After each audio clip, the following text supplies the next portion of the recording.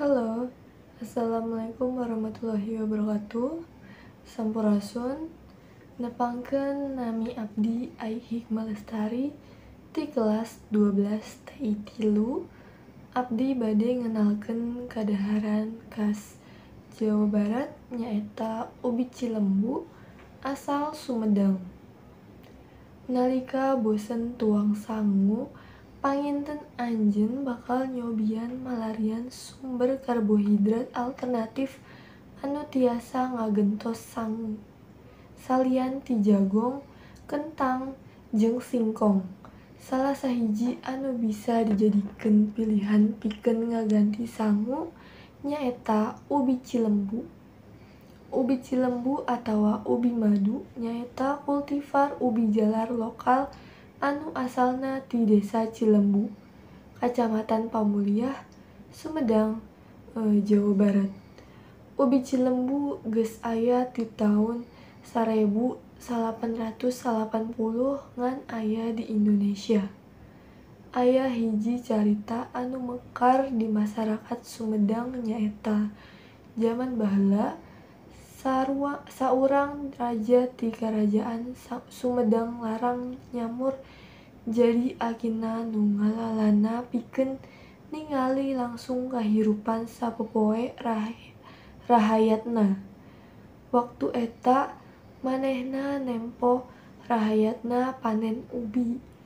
Warga nu nempo hiji musafir baheula heubeul lajeng mental lalaki heubeul istirahat serta ngalayanan anjeunna snack tina kentang amis anggang tina panen. Raja anu gumbira nampi perlakuan anu ramah ieu nyarios, engke ubi manis sareng sah ieu bakal ngageudakeun sareng ngamajukeun rahayat sareng ieu ubi moal tiasa dipelakan di tempat sanes. Kitu salah sahiji dongeng anu mekar di masyarakat Sumedang ngaunaan ubi Cilembu. Ubi Cilembu geus dipikawanoh ku masyarakat lantaran miboga rasa amis alam anu nikmat. Rasa amis ubi Cilembu dicandak tina kahayangan sareng karakteristik taneuh di Sumedang. Oge kandungan gizi anu cocok pisan pikeun tumuwuhna ubi Cilembu. Malah disebutna ubi Cilembu ieu ngan bakal amis lamun dipelakan di taneuh Sumedang. Salian rasa amisna anu unggul, ubi Cilembu oge loba dipikaresep kusabab tekstur jeung mangpaatna. Ubi Cilembu dipikanyaho miboga tekstur anu lembut, sengit, jeung cair anu amis kawas madu anu kacida ngagodana pikeun jadi kaunggulan ubi ieu. Ieu bakal karasa leuwih jelas lamun ubi Cilembu asa ku cara dipanggang. Mamanggang ubi Cilembu mangrupa salah sahiji cara pikeun ngamaksimalkeun rasa ubi Cilembu dibandingkeun jeung cara masak sejenna. Ieu alatan kandungan gula anu luhur di ubi Cilembu.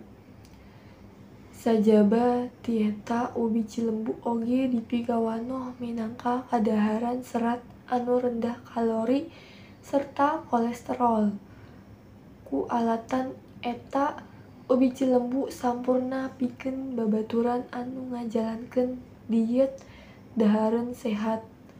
Ku ngonsumsi ubi Cilembu moal gampang kalaparan sehingga ngajaga nafsu. Eta sawatara hal ngaunaan ubi Cilembu minangka ubi jalar lokal ti Indonesia anu bisa dijadikeun alternatif beas sakaligus ngarojong kana program diversifikasi pangan anu lumangsung. Sakitu wae ti sumkuring bilih aya kakirangan hapunten sareng wassalamualaikum warahmatullahi wabarakatuh.